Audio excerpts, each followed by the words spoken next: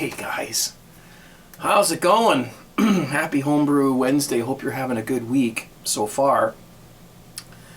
I'm sitting here, well, making a video, I think. First of all, received a beer mail. Actually, there's a few on their way, but this one came from fairly close by, so it didn't take long to get here. Received some more beer from Ottawa Tom. Now, you remember I did a review on some of his beers, or at least one anyway. Oh. Excuse me. A little while ago. Tom has been very, very giving. He sent me a mash tun, which works absolutely wonderfully. I'm so happy with it. I was going to use this other one that I was making out of 2 buckets, and I don't know, I started to think it wasn't going to work because, you know, I don't know if it was big enough and stuff and that, but, you know, he came along and sent me the, you know, the one, the Coleman one, so that's awesome. And then he sent me some beers to try, one of which I reviewed. I actually think I reviewed 2 of them, but I think I forgot to post one of the videos. So I'll have a look on my hard drive and see if I still have that. But I did do one review on his banana oatmeal stout. Can you believe there's a fly in here? In November, I mean. Like, it's November what? Like, it's the middle of November and there's like I have a fly in my house. What the hell? Anyway, so he sent me that, and then now he sent me some more beers, one of which I'm going to open right now, which I've already reviewed, so I'm not really going to do a review on it, but I'm going to try it here. And there's some more down here. He's got me what he calls a... there's 2 pumpkin ales. They're clearing up nicely. They got a little jostled in transit. And this is what he calls, I think it's a rye.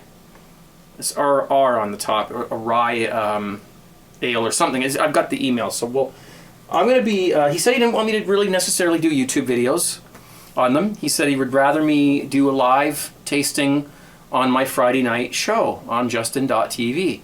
So that's what I'm going to do this Friday. Depending on when you're watching this, of course. Let's break into this one. So thank you, Tom. This is 3 times he sent me a package. It's not cheap to send these things, and you know there's weight involved. And the other day I was laying down actually, and just having a rest, and it was about 5:30 in the afternoon. I heard on the door, boom, boom, boom, boom, boom, boom, boom, boom, boom, like a big loud, you know. And I thought, what the hell? Who the hell's this?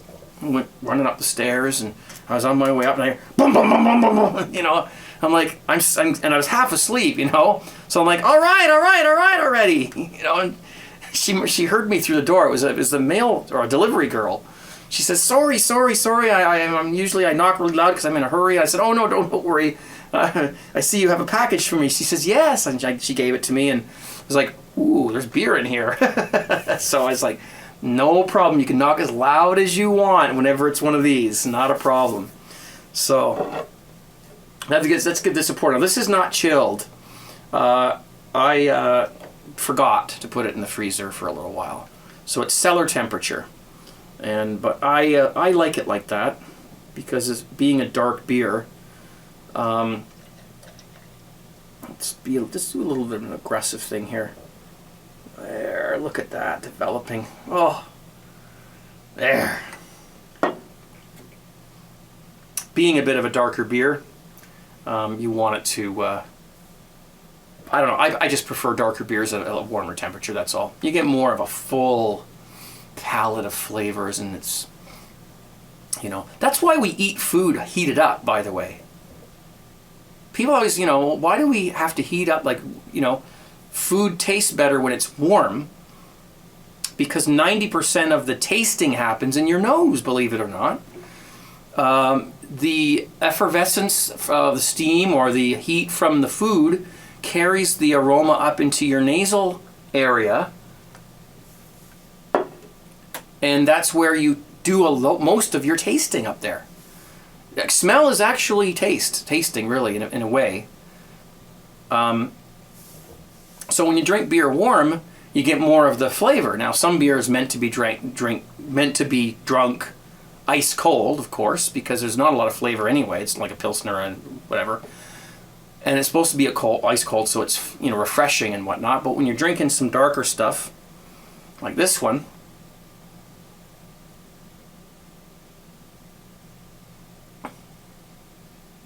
oh my goodness, that's a good one. Love it, loving it. Now, of course, when you do drink beer at a warmer temperature, you don't have as much head retention because the bubbles pop faster. They don't have as much resilience when they're warmer, as opposed to when they're cold and they're stiff, they stick around longer. So if I had had this refrigerated, it would have had a nicer head on it. Okay, you know, I get asked now and again about my hat. Do you have a favorite hat? Or one that was given to you by somebody, or is this one that you wear for a specific reason? I'm going to tell you my story behind this hat. I found this hat outside on the front grass one day. It was just laying there, and I picked it up and I looked at it and I thought, well, I don't know whose this is, but I'll bring it home and I'll see if I can find out who owns it. And so I asked my family, and they didn't have a clue whose it was. So I said, okay, well, it's mine. And the thing about it is it's really comfortable. It's actually quite small. I don't have a very big head. And it's small. It doesn't cut into my ears. It's very thin. It doesn't itch, you know. So I just found it really comfortable, and I started wearing it on my YouTube videos and on my broadcast. I think I've had this hat for about 4 years now. 3 or 4 years maybe. And it's kind of become my CraigTube hat. It's the one I wear, and it's kind of crazy. It's got crazy nutty patterns on it and things like that. And my wife wonders why I wear it, but it's just become accepted that this is the one I wear when I do most of my videos. I have other hats, of course, that people have sent me, and I love them all. They're great hats, and I do wear them from time to time. But this one's the one that's sort of been with me the longest, so that's why I wear it. So if you have a hat that you like to wear in your next Homebrew Wednesday video, why don't you tell us about your hat, why you wear it, and why you wear a hat in general. And it's not beer related, but you can sneak it in, pretty sure. And you know, tell us about your hat, the one you wear the most. Cheers.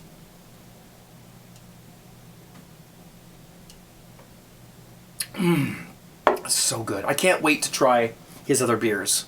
Of course, they'll be properly chilled and everything, so on my live show on Friday. So another thing I wanted to sort of bring up quickly was we got a couple guys, I don't know, 2 or 3, I don't know how many there are, but some guys on YouTube that do these malt liquor videos, and you know, which is fine. Actually, there's a number of people who do them, but there's a couple of guys that not only do they drink the malt liquor, but they bash home brewers.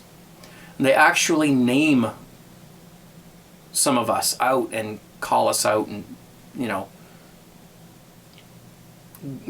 pass over negative vibes about us or whatever.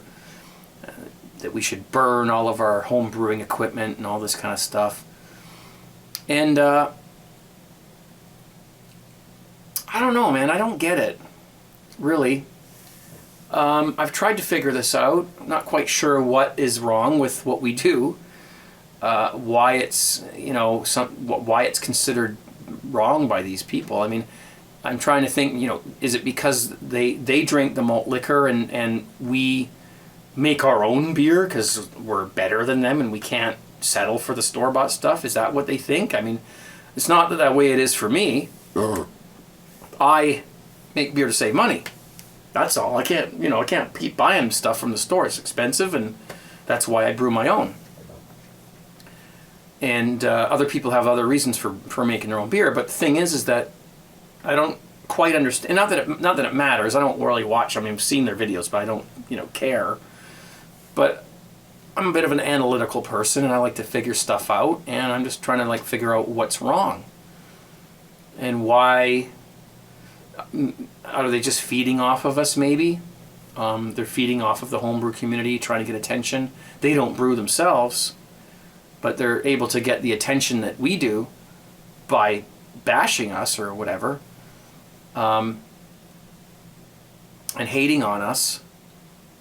And I'm sure that anybody who brews beer, who makes a video of brewing beer, who gets a thumb down, it very possibly could be from these these guys. I don't know. But my message is that I don't hate anybody. I don't hate on anybody. I don't behave that way online. Generally a fairly positive person.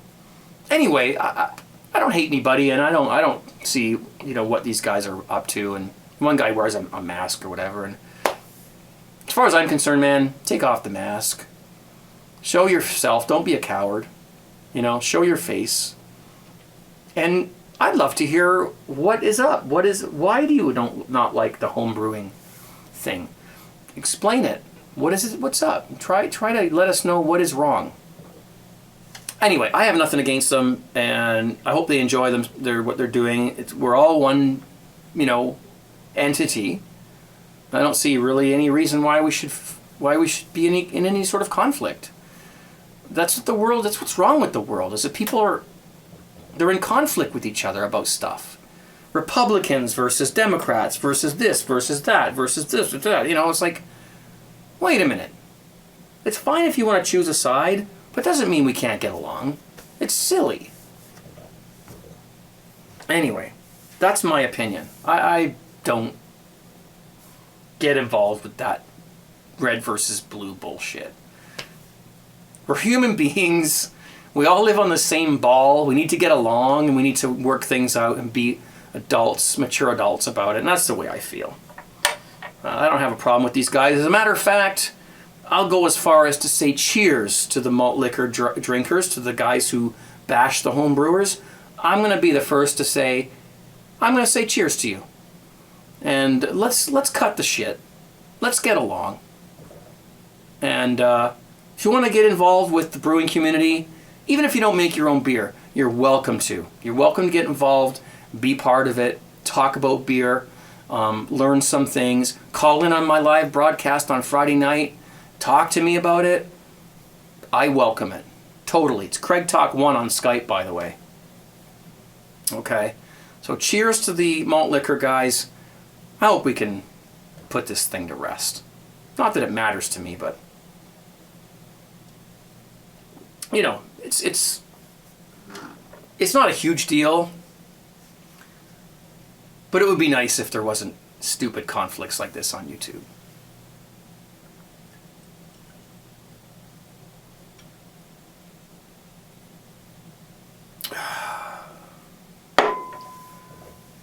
Now then.